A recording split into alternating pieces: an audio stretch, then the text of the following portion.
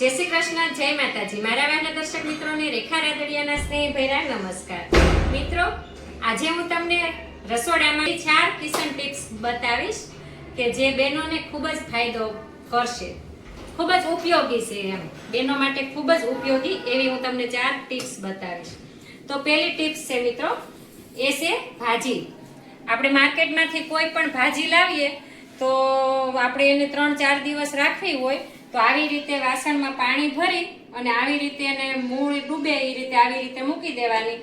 આ ભાજીને મિત્રો 5 દિવસ થઈ ગયા છે। 5 દિવસ આ ભાજી એવી ને એવી છે, એટલે તમારે જો 2 દિવસ પછી યુઝ કરવાનો હોય તો તમે આવી રીતે ભાજી તમે રાખી દો તો ભાજી છે તે સારી રહે છે। આપણે ઘણી વખત ફ્રીજમાં પ્લાસ્ટિકમાં મૂકી અને ફ્રીજમાં મૂકીએ છીએ તો એનાથી એના પોષક તત્વો છે તે એમાં ફેરફાર થતો હોય છે, પણ આ છે તો આમાં પોષક તત્વો જળવાઈ રહે છે। એટલે આવી રીતે તમે તેનો ઉપયોગ કરી શકો છો। આ રીતે તમે ભાજી હોય કે ધાણા હોય કે પાલક છે તે તમે આવી રીતે રાખી શકો છો। હવે મિત્રો હું તમને બીજી ટિપ્સ બતાવીશ। બીજી ટિપ્સ એ છે કે એનાથી છે ને એ એવી વસ્તુ છે કે એ હરેક બહેનોને ઘરમાં રોજ એના હાટુથી દખા વતન થતા હશે કે એ છે કુકર।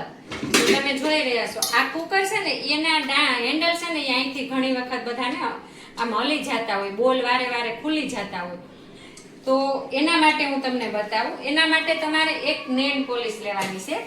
આની જે થોડીક સુકાઈ ગયેલી હોય ને એ તમારે લેવાની, અને એ સુકાઈ ગયેલી હોય ને એને જે તમારે નટ્સ હોય ને બોલ જે હોય ને, જે દાખલા તરીકે અહીંયા બોલ છે તો એને બોલ ફરતી તમારે એને આવી રીતે લગાડી દેવાની છે। લગાડ્યા પછી તેને એક દિવસ એનો ઉપયોગ નથી કરવાનો, એટલે કે બહુ હલાવવાનું નહીં એમ, કારણ કે આને તો આપણે પછી ખોલવાનું તો કઈ હોય નહીં। એટલે જો આવી રીતે તમે ફરતું લગાડી દેશો તો આ છે બોલ છે તે ખુલશે નહીં।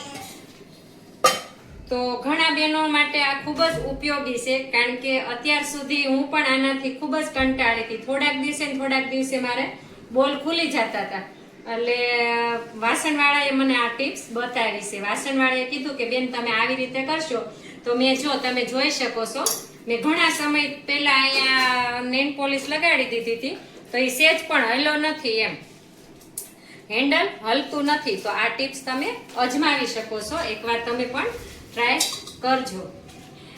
હવે હું તમને બતાવીશ ટિપ્સ નંબર 3। તે પણ ખૂબ જ લેડીઝ માટે ખૂબ જ અગત્યની છે, અને એ છે કુકર। આપણે કોઈ પણ મહેમાન આવ્યા હોય કે આપણે દાળ ને એવું કુકરમાં આપણે બાફા મૂકતા હોય તો મેં જો અત્યારે આ કુકર મૂક્યું હતું તો આ છે તે ઉભરાતું હતું, પાણી હોય આંધણ હોય એ ઉભરાય છે। ઘણી વખત દાળમાં વધારે પાણી થઈ ગયું હોય તો ઘણી વખત પ્લેટફોર્મ પણ ભરાઈ રહી છે। તો તમારે આ સીટી હોય ને અહીંયા તમારે આપણે ટીશ્યુ પેપર જો એને મૂકી દેવામાં આવે અને તો કુકર પણ ઢાંકણું ન બગડે અને પ્લેટફોર્મ પણ ગંદુ ન થાય। તો આ હતી ટિપ્સ નંબર 3। અને હજી પણ એક ખૂબ અગત્યની ટિપ્સ તમને બતાવું છું, એ છે ટિપ્સ નંબર 4 બતાવું છું કે એ છે ફ્રૂટ। અને એ ફ્રૂટમાં હું તમને બતાવીશ કેળા। તમે જોજો ઘણી વખત આપણે કેળા 1 ડઝન ઘરમાં કેળા લાવ્યા હોય ને કોઈ ખાતા ન હોય તો 2-3 દિવસ એને રાખવા હોય તો કેળા છે તેને આવી રીતે ટીંગાડી દેવાના। તમે જોઈ શકો છો, જો આ કેળાને આવી રીતે તમે ટીંગાડી દે ને કે અડે નહીં એમ, તમારા રસોડામાં કોઈ પણ જગ્યા હવા ઉજાસ વાળી હોય ને તમારે આવી રીતે ટીંગાડી દેવાના। હવા ઉજાસ ન હોય તો પણ તમે ટીંગાડી દો તો પણ કેળાને આ કેળા છે તે 6 દિવસ સુધી આવા રહેશે। આ 6 દિવસ સુધી કેળા બગડશે નહીં। અને જો કેળા નીચે પડ્યા હોય ને કે આપણે અડેલા પ્લેટફોર્મ ઉપર તો કેળા છે તે બગડી જાય। તમે જોયું હશે કે ફ્રૂટ વાળાની લારી ઉપર પણ આવી રીતે કેળા આમ લટકતા હોય, કેળા એવા ને એવા રહેશે। તો અમે જ્યારે સમઢિયાળા રહેતા હતા ત્યારે ત્યાં ફ્રૂટ નહોતું મળતું, અને ત્યારે અમે સાવરકુંડલા જ્યારે ફ્રૂટ લીધું અને અમે કીધું એ ભાઈ વધારે કેળા આપતા હતા, કીધું બગડી જાય અમારે નથી લઈ જવા એટલા બધા। તો મને એને આ ટિપ્સ આપી હતી કે બેન તમે આવી રીતે કેળાને તમે રાખશો ને તો તમારે 8 દિવસ સુધી કેળા તમારા છે તે એવા ને એવા રહેશે। તો મને એવું લાગ્યું કે આ બતાવવા જેવું છે, એટલે મેં મને જે આ 4 ટિપ્સ મને જે આવડતી હતી એ મેં તમને જણાવી। તો તમે પણ તેનો ઉપયોગ કરજો અને જોજો।